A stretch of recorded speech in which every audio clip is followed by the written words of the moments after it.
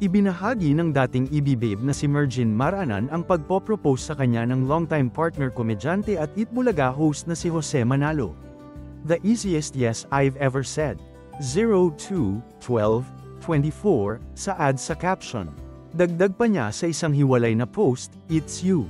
It's always been you." Sa Instagram video na ibinahagi ni Mergin noong Biyernes, December 6, mapapanood ang aktor na nasa lobby at kumakanta ng Ikaw ni Yeng Constantino.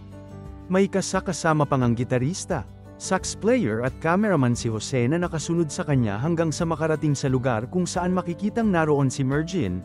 Mapapanood sa nasabing video na hinaharana muna siya ni Jose bago nito sinuutan ng singsing ang kanyang daliri. Napuno ng tilian ng mga tao na nasa establishmento na kinikilig sa mga nangyayari. Makikita namang may pagkasyay pa si Mergin sa nangyayari. Binigyan naman siya ng bulaklak ni Jose kasunod ang mga salitang "I love you. Mahal na mahal kita." Nagkakilala ang dalawa sa longest running noontime show na Itbulaga.